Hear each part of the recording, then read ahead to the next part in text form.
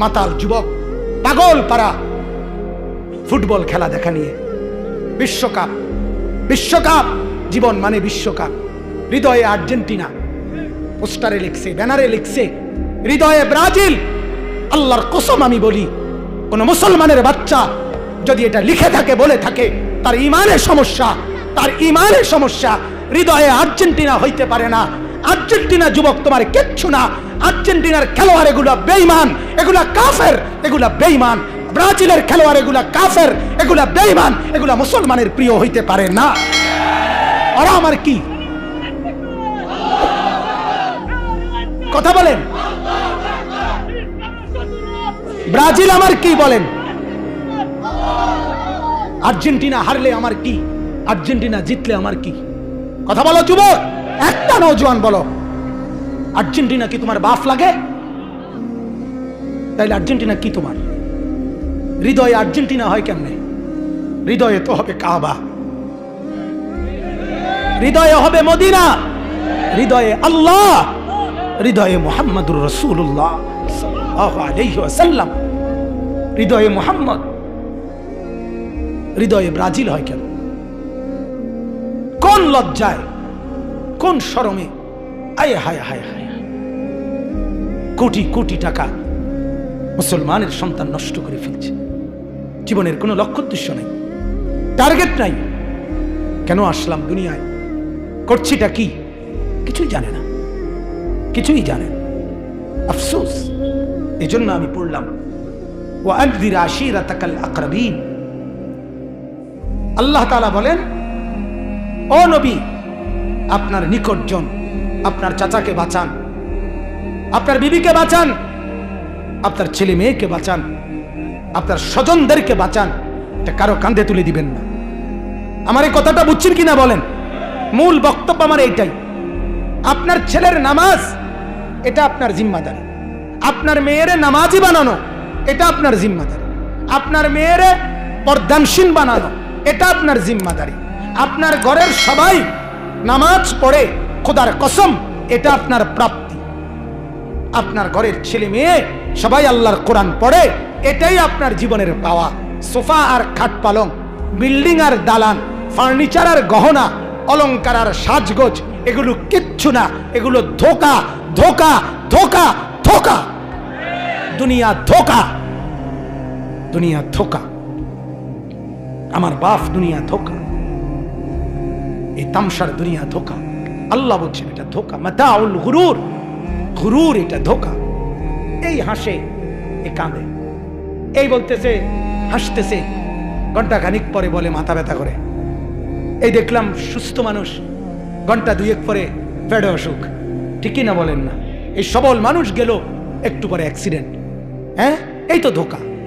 এই দেখলাম একরকম, ক্ষণিকে বদলে গেলে হয়। এই আলো, এই অন্ধকার, এই রাত, এই দিন, এই বদলে যায়। কিন্তু জান্নাতে, আখিরাতে, পরকালে, সুখের জান্নাতে কোনো পেরেশানি নাই, কোনো মাথা ব্যথা নাই, কোনো অসুস্থতা নাই, কোনো টেনশন নাই, কোনো পেশাব পায়খানা নাই, কোনো দুঃখ কষ্ট যন্ত্রণা নাই, সুখ আর আনন্দ। আল্লাহ তাআলা বলেন, জান্নাত মেলে ধরবো আর তোমার চোখ ঠান্ডা হয়ে যাবে। ফালা তা'লামু নাফসুম মা উখফিয়া লাহুম মিন কুররাতি আয়ুন। আল্লাহ বলেন, আমি যখন জান্নাত মেলে ধরবো, আমার বান্দার সামনে চোখ তখন ঠান্ডা হয়ে যাবে, চক্ষু শীতল। আলহামদুলিল্লাহ। এজন্য বাপ, আমার এটাই আহ্বান, আপনার আমার স্বজন, আমি আগেই বলছি, উচিত তো আমার প্রত্যেকটা গ্রামবাসীর কাছে গিয়ে গিয়ে একজন একজন কাছে গিয়ে বলা, এটা আমারই জিম্মাদারি, আমারই দুর্বলতা, আমি আসতে পারি না, আমারই ব্যর্থতা, আমার ব্যস্ততা, আমার ঝামেলা, ইত্যাদি ইত্যাদি। আসলে এগুলো কোনোটাই অজুহাত না, আমারই দুর্বলতা এটা, আমারই ব্যর্থতা এটা। আমি আমার কওমের কাছে, আমার এলাকার কাছে বারবার আসতে পারি না, কিন্তু মালিকের দয়ায় তো আজ আসলাম। আপনাদের কাছে বিনীত অনুরোধ, আপনারা আপনাদের বিবিকে, মেয়েকে, ছেলেকে, স্ত্রী সন্তানদেরকে, পরিবারের মানুষগুলোকে নামাজি বানান, চরিত্রবান বানান, আখলাকওয়ালা বানান, তাইলেই ফায়দা হবে। সুদের টাকা দিয়া বিদেশ পাঠাইলেন, ঘুষের টাকা দিয়া বিদেশ পাঠাইলেন, কিস্তির টাকা দিয়া ঘর করে দিলেন, ফার্নিচার কিনে দিলেন, আল্লাহর কসম, রব্বে কাবার কসম, আপনি কিছুই করেন নাই। নিজের বরবাদিও আনলেন, সন্তানের বরবাদিও আনলেন, নিজেরাও জাহান্নামের উপযোগী করলেন, সন্তানকেও জাহান্নামের উপযোগী করলেন। কোরআনে বলছে, হে নবী, আপনার পরিবারের সদস্যদেরকে নামাজের আদেশ করুন। কিসের আদেশ? নবীজিকে আল্লাহ বলছে, কুল্লি আজওয়াজিকা ওয়া বানাতিক, আপনার স্ত্রীদেরকে, আপনার মেয়েদেরকে পুরা শরীর ঢেকে পর্দা করার কথা বলুন।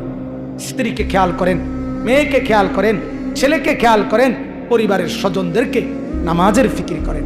অতএব এটাই আজকের মূল বক্তব্য। আল্লাহ তাআলা আমাদেরকে বলছেন প্রত্যেককে, যে আল্লাহ তাআলা বলেন ঘনিষ্ঠ জন যারা, তাদেরকে আখিরাত, পরকাল, কবরের ভয় দেখানো, এটা অন্যের হাতে ছেড়ে দিলে হবে। আমরা মাহফিলে গেলে বিভিন্ন জায়গায় বেড হইতাইয়া কক, হুজুর বেডিটিরে বালা করে কইয়া দেন, কথা মনে না, আপনি সিরিয়াস আবান কথা বলেন না কেন? আমি কইয়া দিতাম, তাই নি বইয়া বইয়া সাদওয়ানে বিড়ি খায়, বন খায়, লম্বা লম্বা আলাপ করে, আর হেবাটার বেডি করে আমি ঠিক করে দিতাম হেবাটার বউরে। কথা বুঝছেন কথাটা? হ্যাঁ, গ্রামের ফুলানি হুজুর আদব কায়দা নাই। হ্যাঁ, গ্রামের ফুলানির ভিতরে আমনের ফুলাফান নাই। কথা বলেন না কেন? আপনি ভাবলেন না কেন? আপনি আল্লাহর কথা মানলেন না কেন? নবীজি তো বলছেন 7 বছরের বাচ্চাকে নামাজ পড়তে দাও, 10 বছরের বাচ্চাকে শাসন করে হলেও নামাজ পড়াও। 10 বছরের বাচ্চা গারতারামি করতে পারবে না, আপনি তখনই যদি তাকে নামাজে বাধ্য করতেন, ছেলেটা নামাজি হতে পারত। তখন যদি নুরানি মাদ্রাসায় পড়তে দিতেন, তো আল্লাহর কোরআন শিখে ফেলতো। তখন যদি মাদ্রাসায় পড়াইতেন, তো কোরআন শিখে নিত, ফায়দা হইতো। আপনি তাকে পড়াইলেন না, আপনি তাকে কোরআন শিখাইলেন না, মসজিদে নিলেন না, নামাজে অভ্যস্ত করলেন না। 16 বছর বয়সে তার ঘাড় শক্ত হয়ে গেছে, এই জন্য এখন আর কথা শুনতে চায়। হ্যাঁ, এজন্য দয়া করে, মেহেরবানি করে প্রত্যেকে ইনশাআল্লাহ নিজের পরিবারের প্রতি আখিরাতের ফিকির, নামাজের ফিকির, ঈমান আমলের ফিকিরের প্রতি সর্বোচ্চ নজরদারি করবেন। বলেন ইনশাআল্লাহ, বলেন ইনশাআল্লাহ। আর যত যুবক ভাই আসছেন, সমস্ত যুবক ভাইদের কাছে এই ভাইয়ের অনুরোধ, আমি আপনাদের ভাই, আপনাদের বন্ধু, আপনাদের স্বজন, আপনাদের এলাকার ছেলে, আমি অনুরোধ করছি, দোস্ত আমার নওজোয়ান বন্ধুরা, আল্লাহর দোহাই ভাইয়া, তাগড়া এক জওয়ান, মাথা থেকে পা পর্যন্ত সব সচল, সব শক্ত সামর্থ্য থাকা অবস্থায় জিন্দিগি নষ্ট করো না বাপ। জিনা, ব্যভিচার, নর্তকী, উলঙ্গ ছবি, নাচ গান, ফুটবল, খেলাধুলা, এর পিছনে জীবন নষ্ট করো না। এই জীবন আল্লাহ তাআলা, এই সুন্দর শরীর আল্লাহ তাআলা 9 মাস মায়ের পেটে রাইখা আল্লাহ বলছে, বান্দা আমি নিজের হাতে সাজাইছি, আমার হাতে নাক আমি লাগাইছি, চোখ আমি লাগাইছি, কান আমি লাগাইছি, জগতের কাউকে বলি নাই। তোর মা ঘুমাইছে, আমি নাক লাগাইছি, তোর বাপ ঘুমাইছে, আমি নাক লাগাইছি। 9 মাস পরে আমি একদিন তোর মায়ের রেহেম থেকে, তোর মায়ের পেট থেকে এমন সুন্দর ফুটফুটে আদরের সন্তান বের করে দিয়েছি। আল্লাহ বললেন, এটা আমি করেছি বান্দা। ছোট্টবেলার এই তুলতুলে নরম শরীরে শক্তি, যৌবন আমি দিয়েছি, যৌবনটাকে আবার বৃদ্ধ আমি বানায় দিব। অতএব যুবক, আল্লাহ তাআলা বলছেন, শাবুন নাশা ফি ইবাদাতিল্লাহ। নবীজির জবানে আল্লাহর নবী বলেন, যেই যুবক যৌবনকালে নামাজ পড়বে, রোজা রাখবে, হালাল পথে চলবে, গুনাহ করবে না, মদ, ফেন্সিডিল, জুয়া, নেশা, চুরি, ডাকাতি, জিনা, ব্যভিচার, উলঙ্গ ছবি, নাচ গান, এর পথে যাবে না, তো নামাজের সেজদা দিবে, বন্দিগি করবে, তো আল্লাহ তাআলা আরশ আজিম থেকে বলবে, যুবক আমি তোকেও আমার আরশের নিচে ছায়া দান করব। তুমি সেজদা করলে মালিক আরশ খুলে দিবে। মহব্বত, এজন্য ইনশাআল্লাহ সব নওজোয়ানের কাছে অনুরোধ, গুনাহ ছেড়ে দাও বাপ, গুনাহ ছেড়ে দাও বাপ। জিনা ব্যভিচারের মধ্যে, নাচ গানের মধ্যে, খেল তামাশার মধ্যে, মদ জুয়ার মধ্যে সুখ নাই। পৃথিবীর কোন নেশাখোর তৃপ্ত হয় না। নেশাখোর আরো নেশা করবার জন্য পাগল হয়ে থাকে। জুয়াখোর তৃপ্ত হয় না। জুয়া খুলতে খেলতে খেলতে খেলতে ফকির হইতে হইতে শেষ পর্যন্ত বউ বেচ চালায়। কথা বলেন না কেন? কোন নারীর ছবি দেখে যে উলঙ্গ ছবি, নাচ গান, সে কোনোদিন তৃপ্ত হয় না। সে আরো দেখে, আরো দেখে, আরো দেখে, এই সে কোনোদিন তৃপ্ত হয় না। কিন্তু হালাল স্ত্রীর থেকে প্রতিটা পুরুষ তৃপ্ত হয়ে যায়।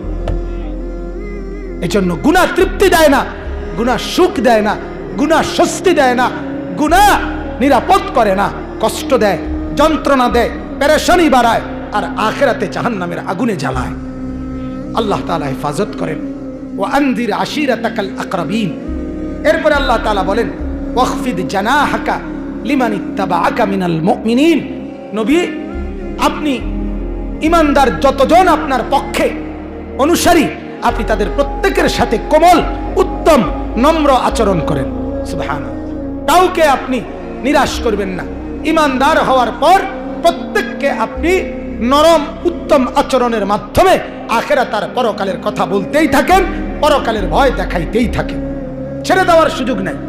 আমরা অনেক মুরব্বী আছে, বাবা আছে, কয় হুজুর কইছি পড়ে না নামাজ, তো হেঁটে যেহেতু নামাজ পড়ে না, তার বিদেশের টাকা মিলান কেন? আপনি কথা বলেন না কেন? আপনার ছেলে নামাজ পড়ে না, 16 বছরের ছেলেটা আমনে দিয়ে কিস্তি লইয়া, সুদ লইয়া তার বিদেশ পাঠান। কথা বলেন না কেন? তাইলে বোঝা গেল আপনি তো সন্তানের ঈমানের ব্যাপারে হাল ছেড়ে দিছেন, কিন্তু পয়সার ব্যাপারে হাল ছাড়েন নাই। কথা বোঝেন নাই কথাটা? আপনি নামাজের ব্যাপারে হাত পা ছেড়ে দিছেন যে আর কইতাম না, ওই তো না হেতে, কিন্তু পয়সা কামাইতে পারবো, কাজে টেহা লাগায় ব্যবস্থা করতে পারে কিনা এটা চিন্তা করুন। তাহলে আপনি দুনিয়ার ব্যাপারে হাল ছাড়েন নাই, আখিরাতের ব্যাপারে হাল ছেড়ে দিলেন কেন বলে?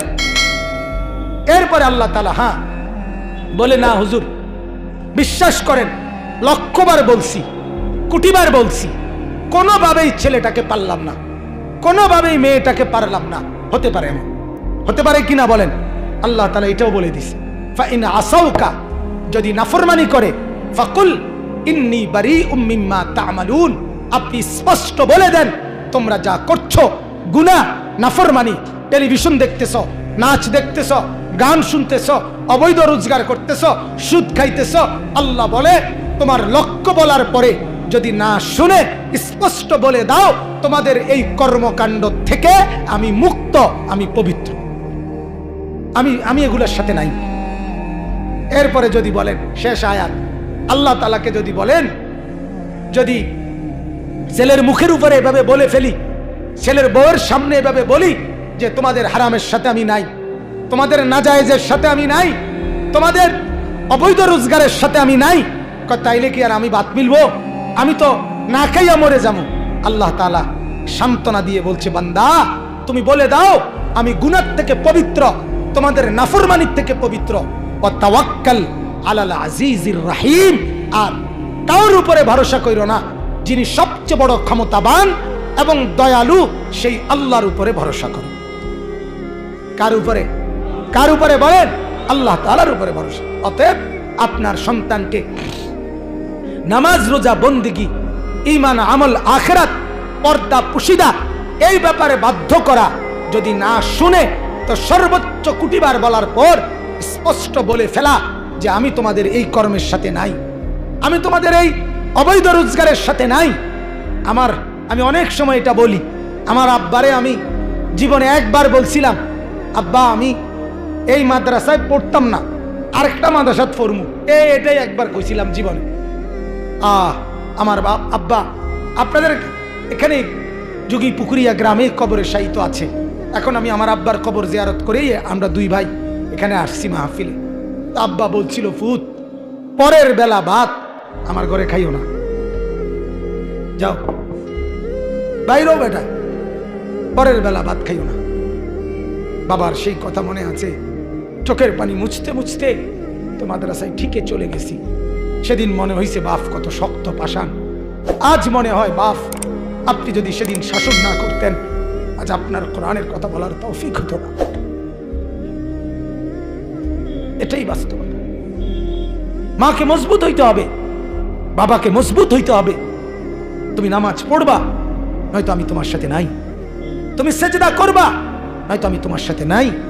তুমি স্ত্রী পর্দা করো, নাহলে আমি তোমার সাথে নাই। তুমি ছেলের বউ পর্দা করো, নয়তো আমি তোমার রান্না খাবো না। খোদার কসম, না খাইয়া মরবেন না, আল্লাহ খাওয়াবে। আর যদি না খেয়ে মরে যান, তাইলে মৃত্যুর সাথে সাথে জান্নাতে চলে যাবে।